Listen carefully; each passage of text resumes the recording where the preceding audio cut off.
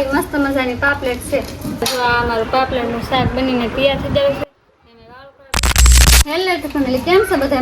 મજામાં દીશો. તો આજના નવા વ્લોગમાં તમારું હાર્દિક સ્વાગત છે. તો આજે અમે લઈ આવ્યા છે પાપલેટ ને આ પાપલેટ છે મારા હાહરા લાવેલા છે. મસ્તમાં જેલા હતા જાક્ષી મારા ત્યાંથી લાવેલા છે પાપલેટ. તો આપણે આજ પાપલેટનું જોરદાર એવું શાક બનાવવાનું છે. તો સરસ મજાની આપણે પાપલેટ લઈ લીધી છે આને ને આને હારી કરવાની છે આપણે. તો આવી મસ્ત મજાની પાપલેટ છે.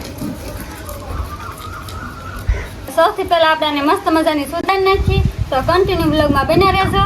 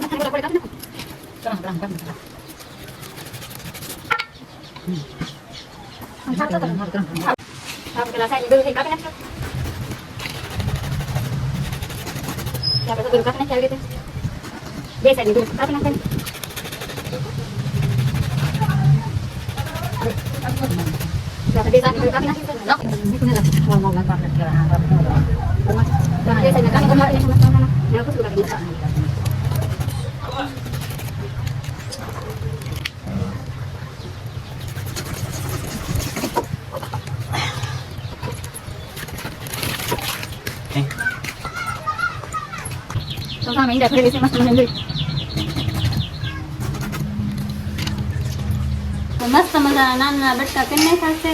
તો આપણે આવડા પીસ રાખ્યા છે. તો આવું મસ્ત મજાનું સુધારી નાખ્યું છે ને સારા પાણી ધોઈ નાખી પછી આપણે આનું શાક બનાવવાનું છે એકદમ જોરદાર.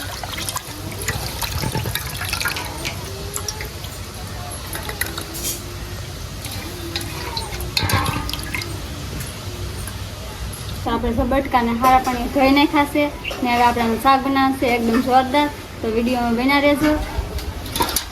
તો આપણે જો તેલ મસ્ત પકાવવા મૂકી દીધું છે ને મસ્ત મજાના આપણે બટકા સારા પાણી ધોઈ નાખ્યા છે. શાક બનાવવાની તૈયારી ફૂલ થઈ ગઈ છે. તો જો આપણું મસ્ત મજાનું તેલ મસ્ત પાકે છે.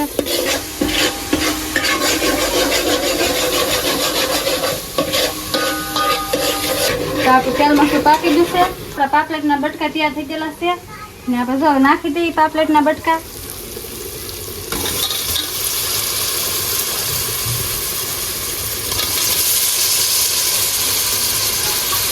તો આપણે સારી રીતે મિક્સ કરી નાખીએ આપણા પાપલેટના બટકાને. તેલ મસ્ત એકદમ કલર આવી ગયેલો છે જોરદાર. જો આપણે એકદમ જોરદાર એવું શાક બનાવવાનું છે. જો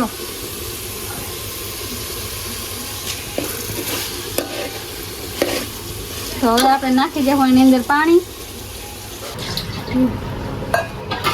તો આપણે પાણી નાખી દીધું છે ને હવે ઢાંકણ ઢાંકી અને 10 થી 15 મિનિટ પાકવા રહેવા દેશું.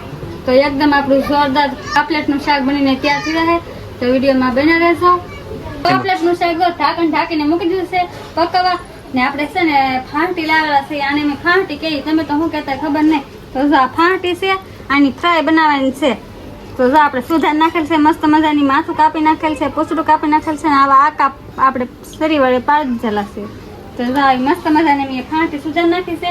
તો આની આપણે ફ્રાય બનાવવાની છે. તો એકદમ જોરદાર બનાવવાનું છે. તો આનો વ્લોગ આપણી ચેનલમાં આવી જશે તો જરૂરથી જોઈ આવજો. તો આપણું પાપલેટનું શાક બનીને તૈયાર થઈ ગયું છે. મસ્ત મજાનું એવું જોરદાર એવું ટેસ્ટી બનાવ્યું છે આપણું પાપલેટનું શાક. તો હાલો તમને બતાડું મારું પાપલેટનું શાક. તો જો આમ જોતા જ મોઢામાં પાણી આવી જાય એવું અમારું પાપલેટનું શાક બન્યું છે. તો જો મસ્ત મજાનું કેવું સડી ગયું ને આપણે રસોઈથી જોતા પ્રમાણે જ રાખ્યો છે.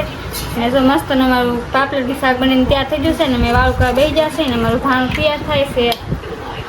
તો જો આવું કાંક અમારું પાપલેટનું શાક બન્યું છે. એકદમ જોરદાર અને ટેસ્ટી બનેલું છે.